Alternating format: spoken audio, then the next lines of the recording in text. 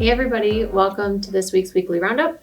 It's been a hot and busy week here in the city of Watertown, so I'm excited to share some updates with you. So first things first, and this is very important, today is the last day for in-person absentee voting for the election that's happening next week. So if you're looking to vote early, we are here at City Hall until 5 o'clock today. You need to bring your voter ID, and we will help you cast your vote for this election. If you'd like to vote in person, there's nothing that happens on Monday. So statutorily, we can't do anything on Monday. But come Tuesday, you can do voter registration and voting at the polls with your photo ID. The polls open at 7, close at 8. Everything is the same as it has been for the other elections this year. If you're not sure where you vote, you can go to our city website. And we have a really nice tool that talks about where you vote. So I'd encourage you to get out and do that. You may have seen this week and maybe even about a month or so ago, but the city has been part of 2 different housing studies, one with Jefferson County and one with Dodge County. This is something that we have been focused on in my time here for the last couple of years. We now know through these reports that our city has about 1 month of housing stock, which is incredibly low. Yes, this is an issue across the board, but when you look at Dodge and Jefferson County, we are in the worst position in Jefferson County and nearly the worst position in Dodge County. So this is, both good news and bad news. It's reassuring for us that we're focusing our time on the right things.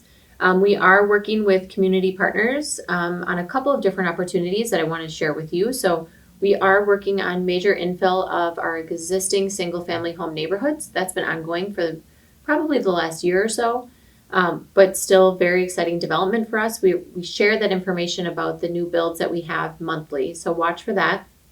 And then we're doing some affordable housing and workforce housing efforts with one of our community partners here in Watertown. And then there's also, at this point, 3 different multifamily housing developments that are in the works. So all good progress for the city, and all, as we now know, very much needed.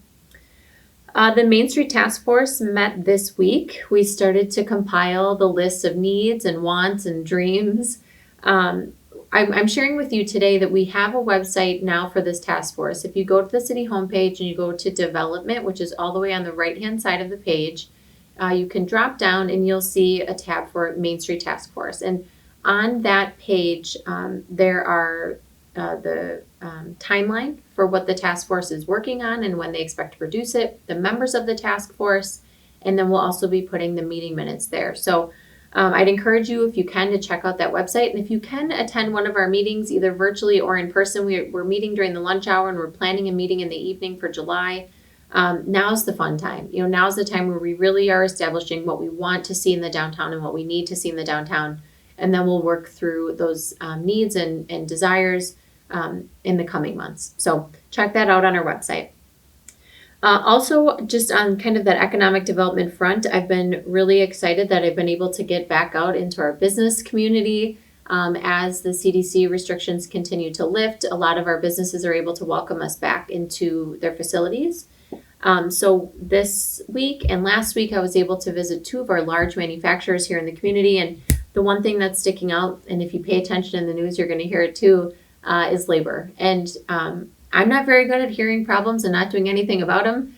And I'm happy to say that this is something that we've been working on since before the pandemic. But now that we're able to get back into the business community and have those conversations with them, we're beginning again to mobilize our work and leverage some of our industry partners around trying to do at least our part in addressing the training gaps, incentivizing people to get out and apply and get back to work. So watch for more information on that. I'm also excited to share that we've had a couple of long-standing vacant parcels here in the community, and if you pay attention to our meeting notice on the city website, you'll get a little idea of what those parcels are, and then next week we'll hear some of the preliminary ideas for those spaces. And then, I've talked about this a few times. As an economic development project and approach, the city continues to focus on placemaking. That is the large effort in the downtown with the town square, and then some of the different types of kind of tourism and attraction and recreation topics that we're trying to shift to as well. We're trying to make this a place where people want to be, want to stay, and want to visit. Housing and hotels are obviously 2 of our other economic development efforts. Something cool that's coming is our team is working on a kind of a promotional video about why Watertown, why come here, visit here, build here, build your business here.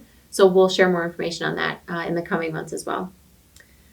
On the programming side, feels like a really good time to remind you about our kayaks and our paddle boards, but also something that we're offering that's new this year is a kayak beginners class. So if you want to kayak, but you're just not quite sure how or comfortable in the water, I'd encourage you to check out that class. It starts, I think, next week, Wednesday. And then also as a reminder, we do offer at the Park and Rec discount tickets for places like the Milwaukee County Zoo, Noah's Ark, Wisconsin Dells, the Wisconsin Ducks, Six Flags, Mount Olympus. There's a variety of places that we offer discount tickets to. And then just as a reminder, we're currently accepting registrations for soccer, e-gaming, volleyball, which I'm obviously excited about, our preschool Spanish day camp, and the aquatic center has been open and busy. So all good opportunities for you here in the city. With that in mind, we have a lot of events happening, and it is just refreshing to be able to say that. So the library is going to have their kind of soft reopening of the new space on Monday. So we'll have that Monday.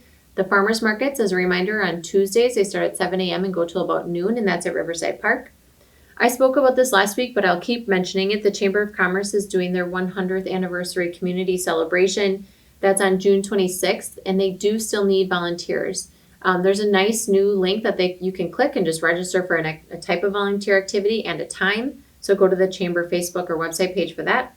And at the celebration, they're doing a vendor fair. There's going to be a family tent. There's horse-drawn wagon rides. There's live music.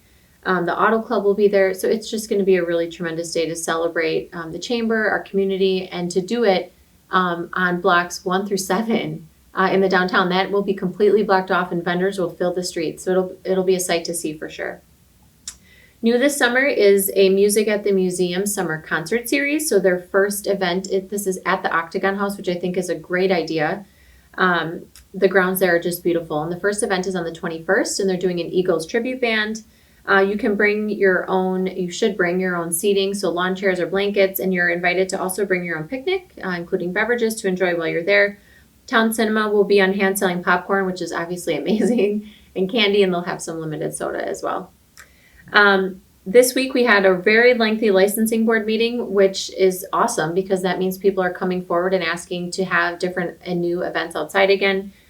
So we've recently approved some local establishments for different types of outdoor entertainment. And then there's new things like this coming up, like the sidewalk shopping in the downtown and the craft beer walk, which is always a really nice event as well. So I hope what you're hearing is a lot of positive progress, because that's what it sounds like to me when I share it. Not as exciting, but still very needed, are our job openings. Some are the same, like the mechanic and the police officer, but we also now have an opening for a firefighter paramedic. Our streets laborer has an opening, and again, the wastewater collection systems specialist is open as well. We still, I think, have like 2 openings for summer seasonal help, so if that's of interest to you, any of those, you can find it on the city website.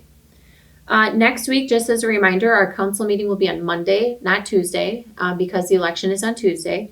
And then I will also be with my team at the Main Street Board meeting Tuesday morning to talk a bit about the plaza. So that's the space that is fenced off right on the bridge. So I'll share some information and updates with them next week, and I'll update the council on that as well. And then we'll try to provide an update here too. So weekend-wise, there's a lot that is coming up and happening. The Octagon House is doing tours again. Those are from 12 to 3.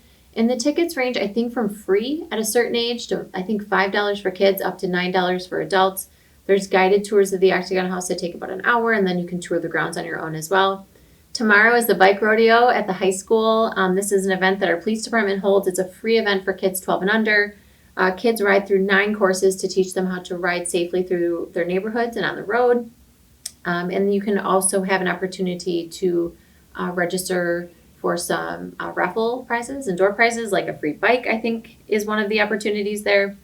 And I feel like I plug Watertown Tourism all the time, but they created 2 really cool bucket lists for the city. So if you're looking for a nice guided way to have fun in the city this summer, I would encourage you to check out the 2 bucket lists that they have. So without calling out a particular business, I also know that strawberries are ready for picking. I know everyone's talking about it. I know my family's talking about it. So lots of ways to safely enjoy the community this weekend. So have a good weekend, everybody. We'll see you back next week.